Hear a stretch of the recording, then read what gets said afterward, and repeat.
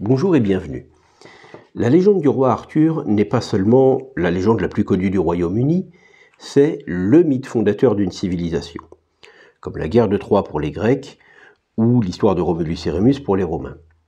Mais c'est aussi une légende vivante, en perpétuelle mutation, qui se réécrit sans cesse autour des mêmes symboles. Pour bien comprendre cette légende, il faut toujours bien garder à l'esprit ce que dit Arthur lui-même dans le film Excalibur de John Boorman. I was not born to live a man's life, but to be the stuff of future memory. Arthur se revendique donc comme un personnage fictif. Ce n'est pas un homme, c'est une idée, un symbole. Et quelques secondes après, il dit « It is a dream I have. » Boorman s'amuse donc à faire un petit clin d'œil à Shakespeare. En effet, dans La Tempête, acte 4, scène 1, We are such stuff as dreams are made on. L'utilisation des mots stuff et dream dans la même phrase permet de réunir ces deux grands monuments de la culture anglaise que sont Arthur et Shakespeare. On pourrait même dire que le génie de l'Angleterre, c'est l'histoire du premier dans la langue du second, et tous deux revendiquent le fait d'être des personnages fictifs qu'il ne faut surtout pas prendre comme des hommes. La légende naît au Haut Moyen-Âge. Si on prend l'ensemble des chroniques de l'époque, ce qu'on appelle la matière de Bretagne, il y a assez peu de mention d'Arthur. Gildas n'en parle pas du tout.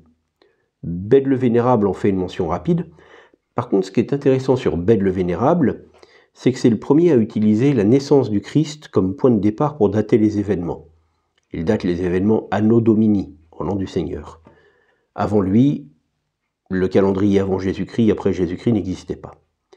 Mais bon, il fait très peu de mention d'Arthur. Nennius en parle davantage et lui attribue 12 victoires.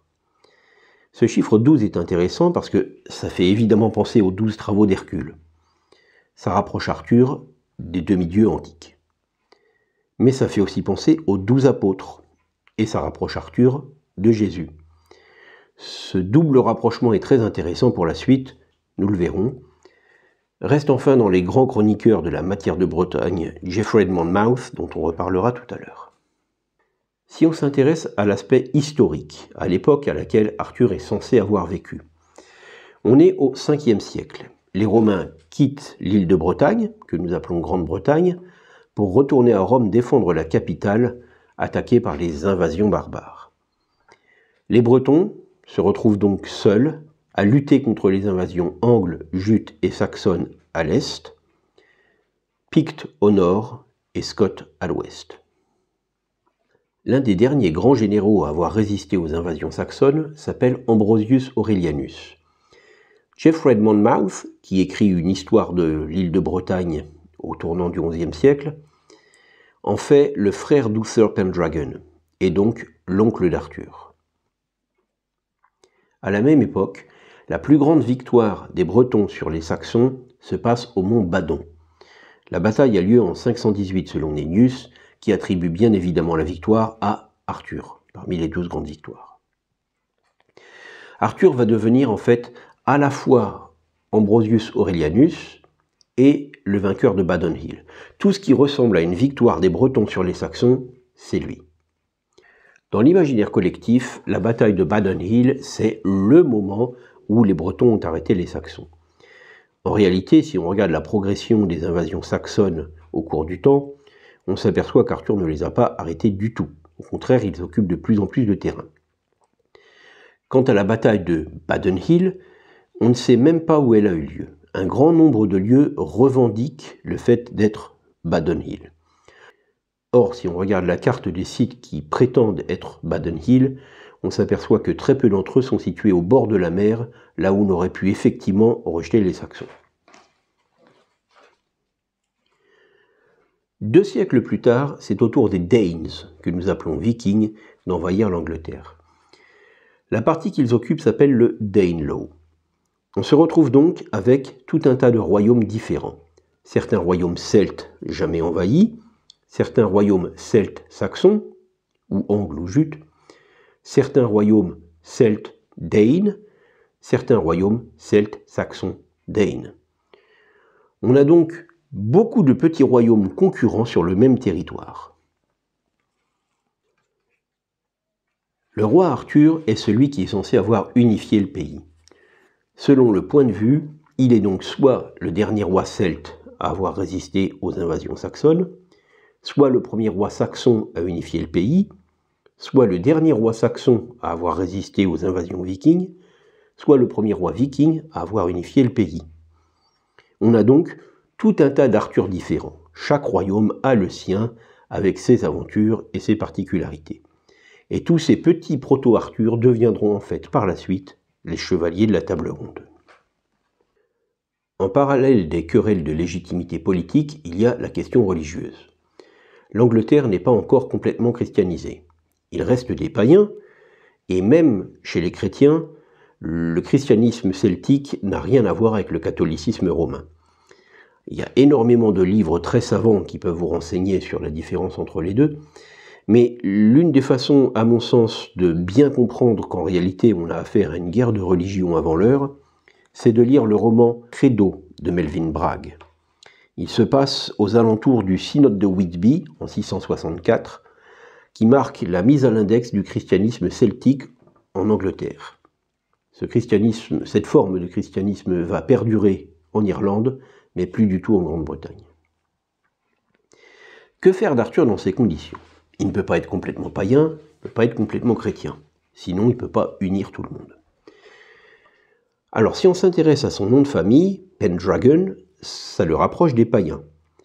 D'ailleurs, on lui adjoint un conseiller, un mentor, avec le personnage de Merlin, l'enchanteur.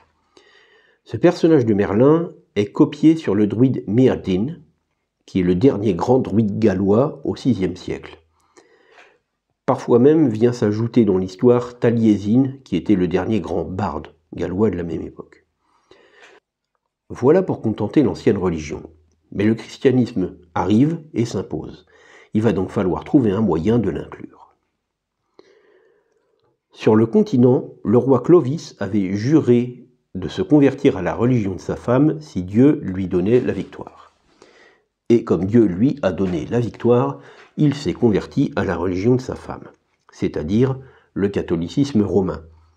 Jusque-là, les Francs étaient ariens, c'est une autre forme de christianisme, et en se convertissant, la France devient la fille aînée de l'Église, puisque c'est le premier royaume barbare hors Italie à se convertir à cette forme de christianisme.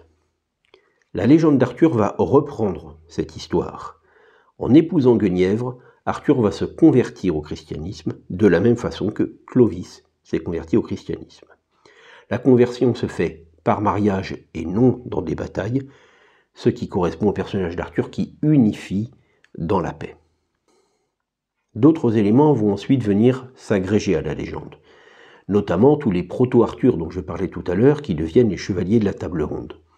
Une table ronde, c'est très pratique, ça permet à tout le monde d'être au même niveau autour de la table. Et donc tous les royaumes, tout le monde est inclus dans cette histoire. Mais dans ce cas, qu'est-ce qui fait d'Arthur le roi et non un chevalier comme les autres? C'est là que va intervenir l'épée Excalibur. Alors les origines de cette épée divergent selon les versions. Dans la dernière Légion, on en fait même l'épée de César, ce qui est contestable à tellement de niveaux que je ne vais pas m'attarder dessus. Dans tous les cas, cette épée Excalibur légitime le pouvoir d'Arthur. L'idée est copiée sur Charlemagne. En effet, Charlemagne avait sa propre épée, joyeuse. Mais il a offert à son neveu Roland une épée incassable appelée Durandal. Or, Roland est tombé dans une embuscade à Roncevaux, et avant de mourir, il a choisi de planter son épée dans un rocher pour éviter qu'elle tombe entre les mains ennemies. Lorsqu'il retire l'épée du rocher, Arthur prend symboliquement la suite de Charlemagne. Charlemagne a uni l'Europe, Arthur va unir la Grande-Bretagne. Je rappelle qu'on est à une époque où la légende est en gestation. La transmission est surtout orale. Or, l'oral, ça change, c'est fluide. D'une génération à l'autre, il peut y avoir des variations importantes. La légende va commencer à se figer avec les premiers récits écrits, notamment grâce à Chrétien de Troyes. Chrétien de Troyes va raconter l'histoire non pas d'Arthur, mais de certains de ses chevaliers. On se retrouve ainsi avec plusieurs pièces d'un puzzle qui permet à plusieurs éléments de la légende de commencer à la construire. En Angleterre, c'est le texte Sir Gawain and the Green Knight, écrit en anglais médiéval et parfois considéré comme le point de départ de la littérature anglaise, qui joue un peu le même rôle. Je vous montre en illustration la version éditée par Tolkien, qui était professeur d'anglais médiéval à l'université d'Oxford. On en reparlera. On voit donc petit à petit les récits se multiplier avec des continuateurs de Chrétien de Troyes, et tous ces textes constituent le corpus de base de la légende. Cette cristallisation de la légende s'achève au XVe siècle avec La mort d'Arthur de Thomas Malory. Alors je dis bien La mort d'Arthur, ça s'écrit de façon un petit peu bizarre, mais l'orthographe à l'époque, elle était ce qu'elle était. C'est peu ou prou la version de Malory qui va finir par s'imposer comme la version canonique de la légende. Mais alors qu'est-ce qu'elle raconte, cette légende? Qui fait quoi dans la légende arthurienne? Nous en reparlerons dans une deuxième partie. Merci d'être venu, repassez me voir à l'occasion.